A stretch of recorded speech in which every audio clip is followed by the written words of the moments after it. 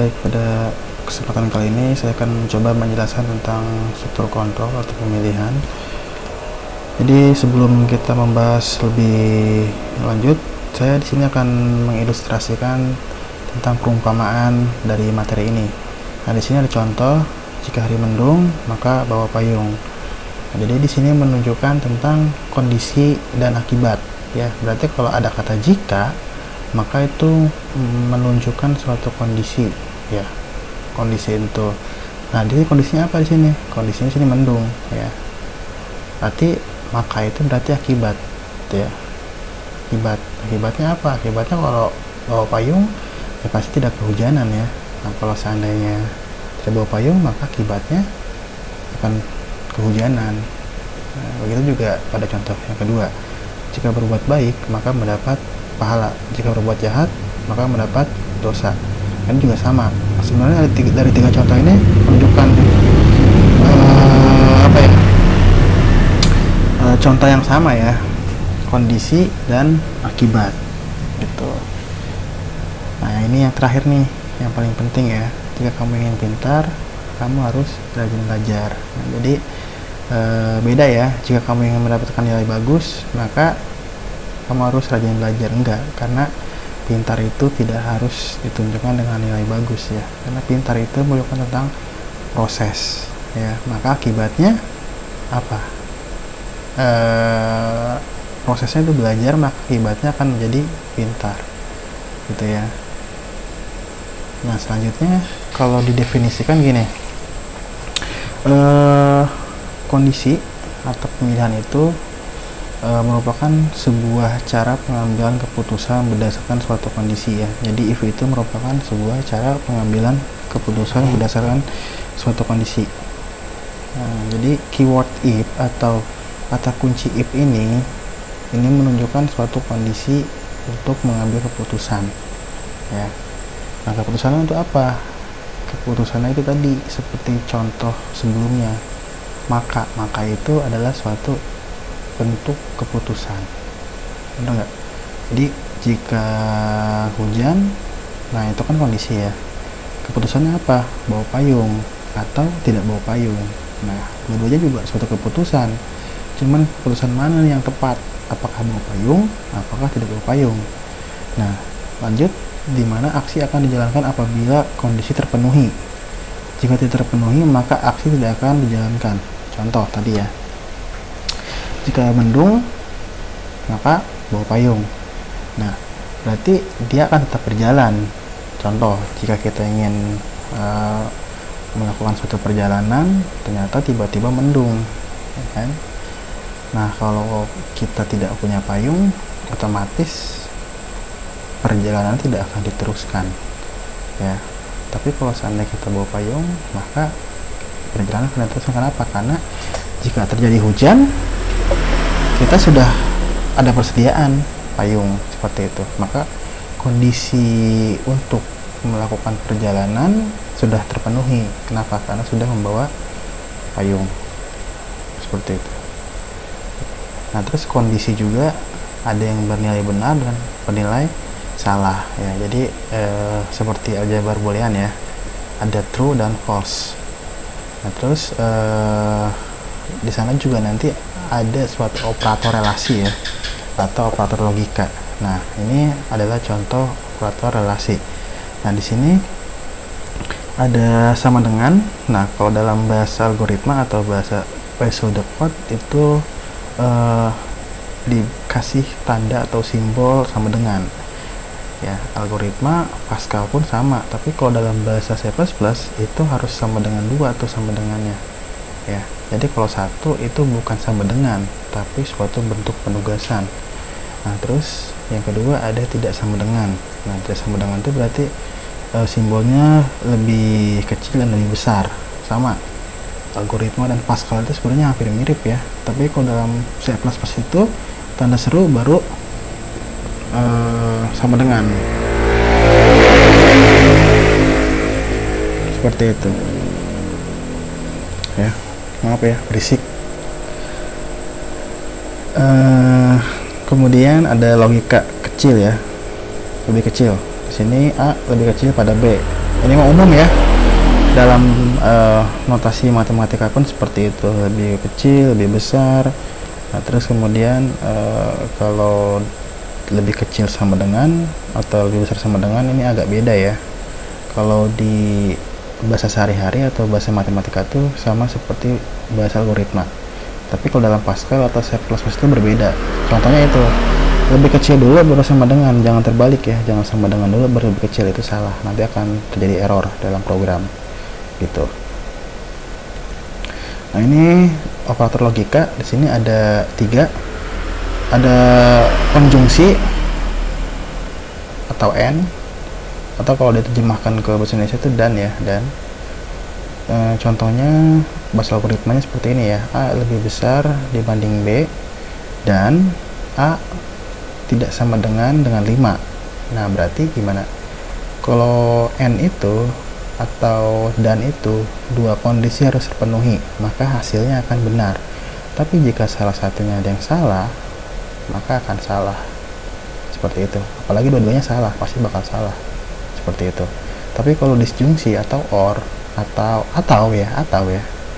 Jadi dua-duanya itu kalau seandainya kondisinya benar, maka hasilnya akan benar. Tapi kalau seandainya salah satunya ada yang salah atau ada yang benar, maka hasilnya benar. Gitu. Tapi kalau dua-duanya salah, maka hasilnya akan salah. Seperti itu. Nah, kalau not itu berarti apa? Tidak sama dengan ya, atau kebalikan, atau negasi. Nah, di sini ada contoh struktur pembilang sederhana. Nah, ini codingannya atau kodenya. Di sini ada if ya, if kondisi kemudian aksi, atau if kondisi aksi 1 else aksi 2. Jadi yang ini tuh, yang atas ini, jika kondisinya 1 maka menghasilkan aksi 1. Nah, kalau yang kedua ini dia mempunyai satu kondisi tapi mempunyai 2 aksi. Jadi kalau seandainya kondisi 1 tidak terpenuhi, maka akan loncat ke aksi kedua. Seperti itu. Nanti saya contohkan dalam bahasa pemrograman C++. Ini untuk flowchartnya. Nah, ini simbol apa? Masih ingat? Ini adalah simbol decision ya, atau kondisi. Nah, jadi kalau seandainya kondisinya benar, maka turun ke bawah ya, baru melakukan aksi, kemudian selesai. Tapi kalau seandainya salah, dia akan selesai, tidak akan melakukan aksi 1.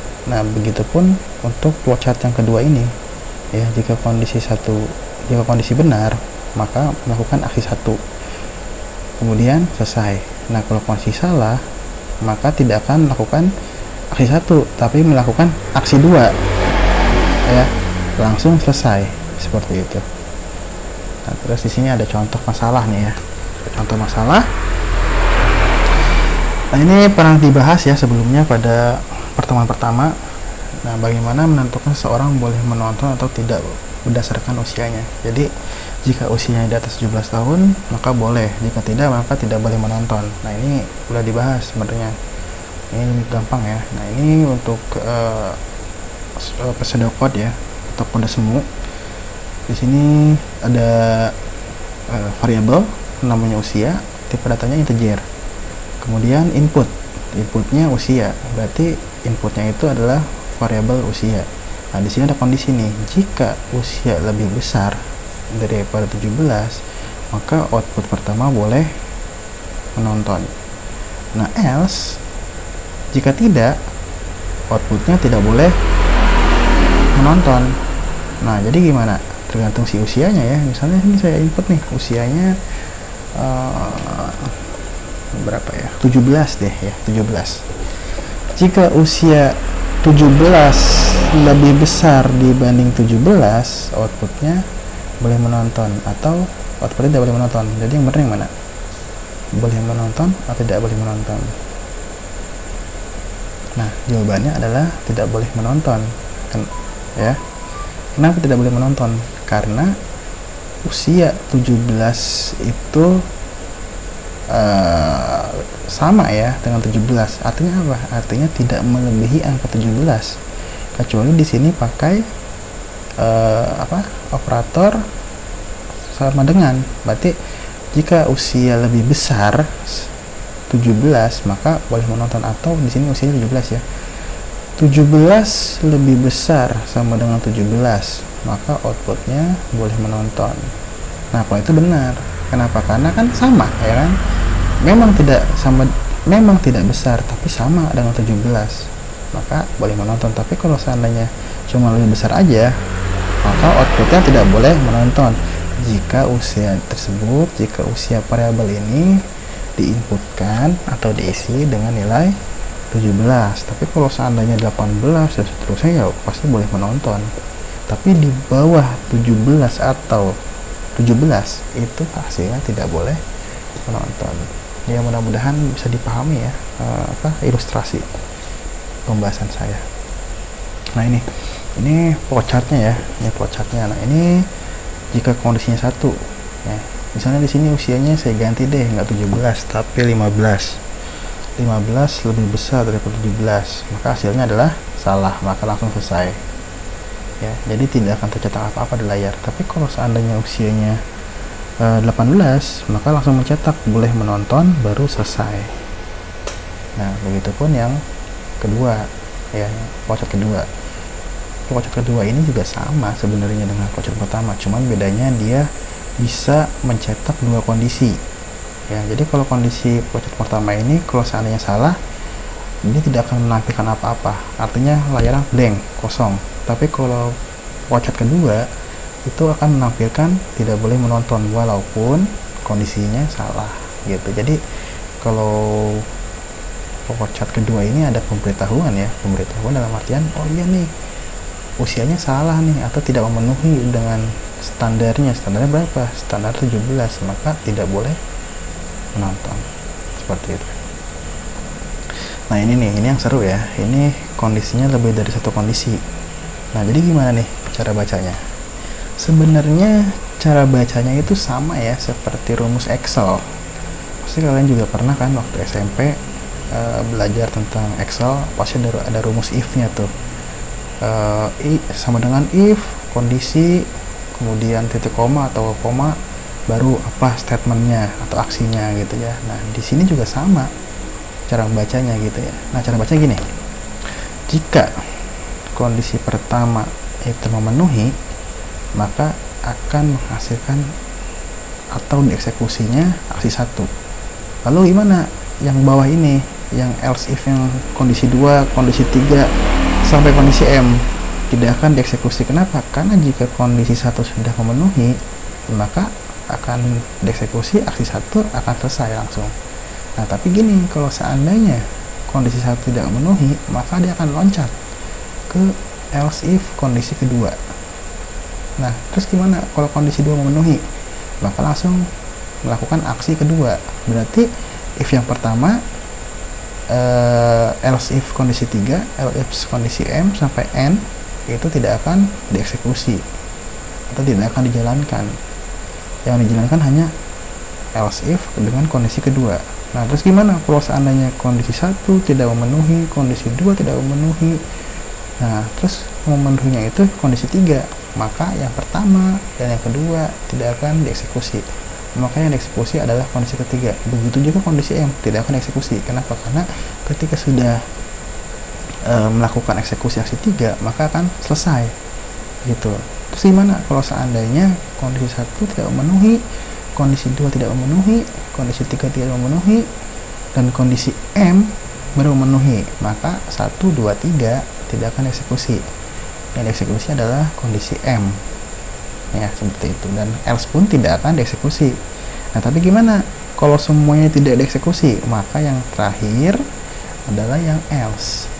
Nah, ini else ini jika kondisi 1, kondisi 2, kondisi 3 sampai kondisi M tidak ada yang benar kondisinya, maka langsung loncat ke else yang terakhir atau aksi ke N gitu ya. Jadi ini kayak apa ya, kayak plan ya, plan A, plan B, plan C, plan D, dan seterusnya. Jadi kalau plan A tidak jalan, kita loncat ke plan B. Nah, terus kalau plan B nggak jalan, kita loncat ke plan C. Nah, seandainya plan A sampai plan Z tidak memenuhi atau tidak ada yang benar, maka kita tidak akan melakukan apa-apa, makanya langsung else seperti itu. Nah, ini flowchartnya ya. Ini Flowchart ini menggambarkan tentang struktur dari pembahasan sebelumnya yang ini ya. Ini tuh kalau dibuat flowchart maka hasilnya seperti ini. Nah, di sini ini untuk problem kedua. Nah, contoh di sini. Bagaimana menentukan nilai mahasiswa ya, atau siswa deh ya, atau siswa berdasarkan nilai ujian jika 85 lebih kecil daripada nilai ujian, kemudian lebih kecil sama dengan 100, maka nilainya A. Jadi batas bawahnya itu 85, batas atasnya itu adalah 100. Nah, di sini ada dua kondisi nih ya, ada dua kondisi. Dan variabelnya itu adalah nilai ujian. Misalnya gini, saya mendapatkan nilai 87 ya. 87 ada nggak di antara 85 dengan 100? Ada, berarti nilainya adalah A. Nah, terus gimana kalau seandainya nilai saya 70? Maka tidak akan dieksekusi nilai A nya. Kenapa? Karena 70 itu tidak ada antara 85 dengan 100, karena di bawah 85 gitu. Tapi gimana kalau seandainya yang kedua nih, yang B, 70 pasti lulus, bukan lulus ya, dapat nilai B. Kenapa? Karena nilainya itu sudah ada pada rentang bawahnya 70, rentang atasnya adalah 85, seperti itu. Ini sebenarnya agak rumit ya kalau nggak dicoba dipraktekkan. Nanti pada video ini saya akan mencoba mempraktekkan dari problem-problem yang ada. Nah, ini contohnya ya, ini contoh dari algoritma problem kedua. Ini juga sama, pemilihan if bersarangnya. Nah, ini bagaimana yang ketiga ya, bagaimana menentukan bilangan terbesar dari 3 buah bilangan. Nah, sini kita masukin nih bilangan pertama itu A, bilangan kedua itu B, bilangan ketiga itu C. Jadi A, B, C ini adalah variabel ya. Masing-masing variabel ini nanti akan memuat atau diberi nilai dengan 3 buah bilangan ya. Misalnya A itu bilangan pertama, B itu bilangan kedua, C itu bilangan ketiga. Di sini misalnya A lebih besar dibanding B, maka gimana? Berarti si A itu nilainya adalah lebih besar dibanding B. Kalau seandainya misalnya A nya itu saya kasih nilai 1, B itu 2, C itu 3. Contoh, apakah 1 lebih besar dibanding 2? Salah, benar? Salah. Maka kalau salah, kita cek lagi, apakah B lebih besar dibanding C? Salah juga. Maka apa yang tercetak? Cetaknya B. Nah, kalau seandainya salah, maka nilai cetaknya C. Tapi kalau seandainya si A ini benar, maka langsung cetak si C. Sorry, ini salah ya. Ini salah, cetak C. Yang benar adalah cetak A. Sebenarnya ini rumit nih kalau digambarkan pakai flowchart ya. Tapi sebenarnya kalau di coding atau dibuat program dengan bahasa pemrograman tertentu, maka akan lebih mudah. Baik, saya coba contohkan aja ya, langsung ya. Saya buka kode blok,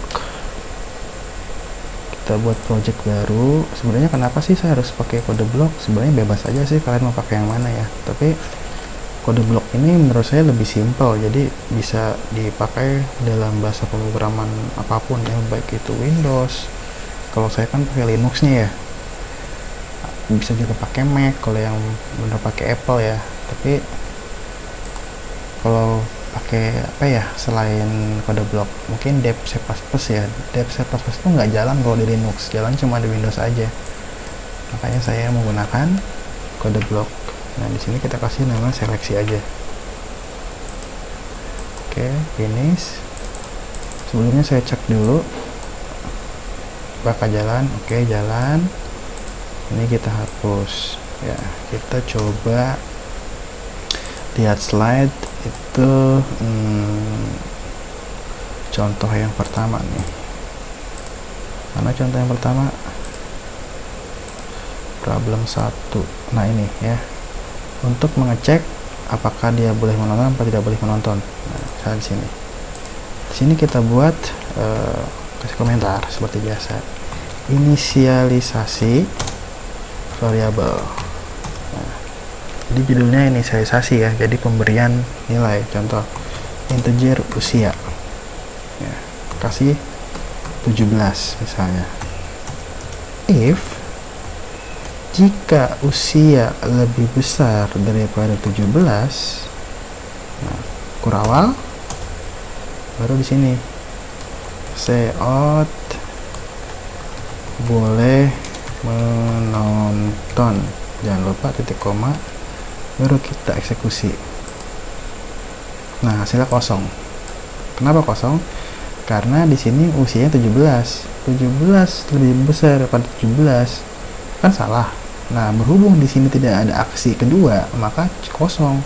Tapi kalau kita tambahin misalnya ya, kita tambah di sini else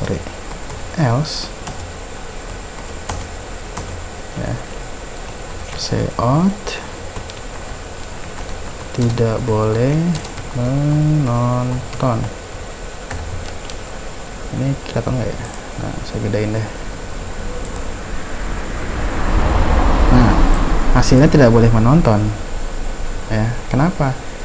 Karena kita sudah diberi suatu aksi kedua. Aksi keduanya itu apa ini?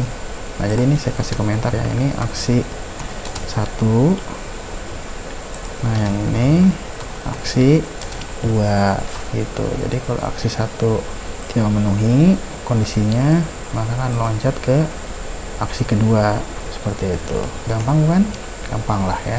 Terus gimana kalau diganti nilainya 18? Apa yang akan tercetak? Yang tercetak adalah boleh menonton tuh ya kan?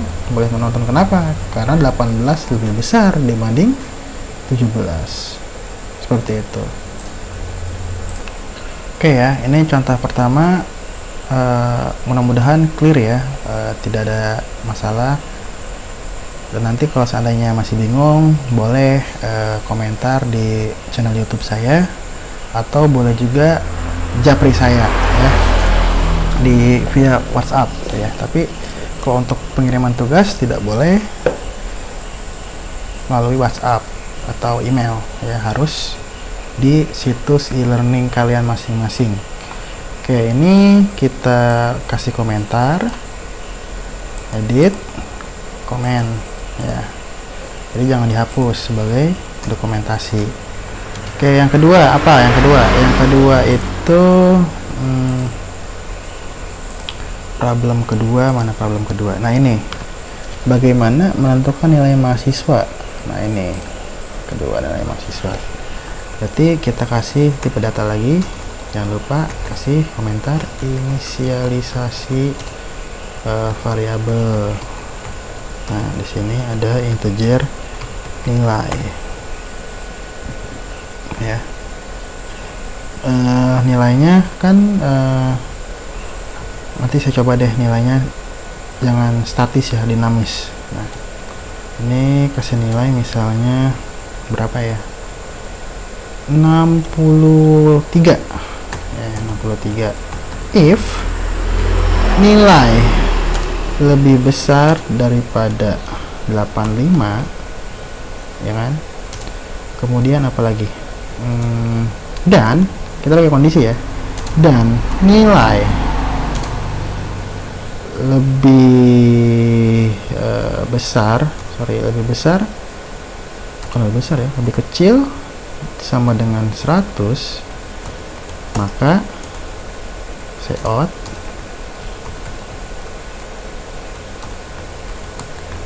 A gitu ya. Jadi gini, ini kan kalau tanda begini tuh dan ya, atau and ya. Tapi kalau or itu atau maka simbolnya begini gitu ya. Ini kan operator apa ya, pembanding ya, atau operator relasi ya gitu. Ini kita ganti lagi jadi and, kemudian else if nilai lebih besar daripada 70 dan nilai di bawah 85. Ini jangan pakai sama dengan ya, kalau sama dengan nanti masuk ke atas dia ya, jangan 85, tapi ini juga boleh sih, tambahin aja deh ini.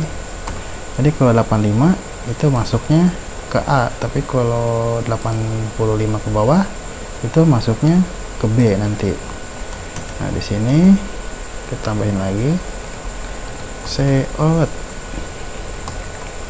B. Nah kemudian else if nilai lebih besar dari berapa tadi di sini, 65 ya, 65 dan nilai di bawah sama dengan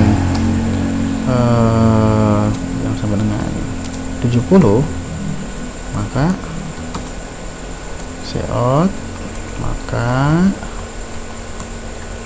nilainya C ya. Kemudian tambahin lagi else if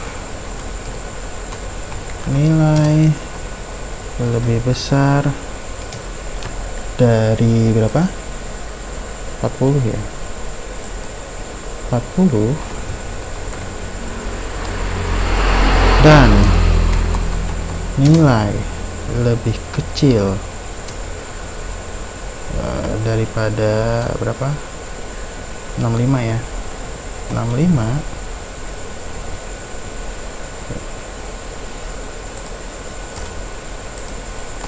maka seot nilainya D. Nah ini kan kita sudah coba ya, input variabelnya itu kan statis ya, artinya kita terserah dong mau masukin berapa aja di nilai variabelnya, tapi gimana caranya nilainya itu diinput sesuai apa yang user atau pengguna inginkan. Kalau di sini kan sudah terprogram ya, pokoknya nilai itu harus 63 gitu ya kalau di program itu. Jadi kalau selain 63 itu nggak bisa disetting. Jadi kalau mau disetting, saya ini kan hasilnya D ya, hasilnya D kan 63 itu, jadi nggak bisa berubah-ubah tuh, selalu 63 di sini karena si nilai itu sudah tetap nilainya 63. Nah sekarang kita ganti nih, si nilainya ini kita input nilainya itu dari keyboard. Nah berarti pakai perintah seot dulu deh, seot ya, kita gunakan misalnya perintah masukkan nilai Anda gitu ya. Nah ini handle, kemudian sein tuh gini ya, sein nilai. Nah sekarang kita masukkan, nah ya, oh jangan pakai sein deh, jangan pakai sein, jangan pakai handle, langsung aja gini ya, masukkan nilai Anda. Berarti yang di sein itu, yang di handle itu yang ini ya, handle.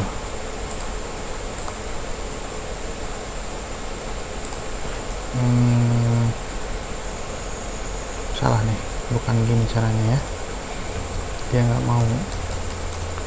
Coba kalau ini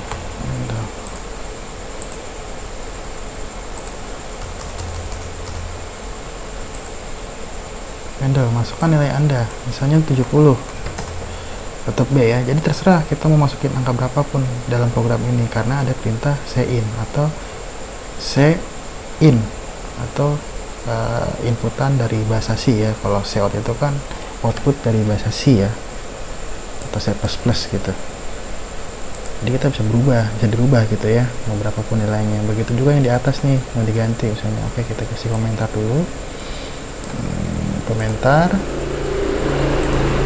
Nah ini diganti nih, komentarnya kita hapus, uncomment. Nah ini kita ganti si usianya itu pakai seot ya. Jadi programnya nanya gitu ya, berapa usia Anda.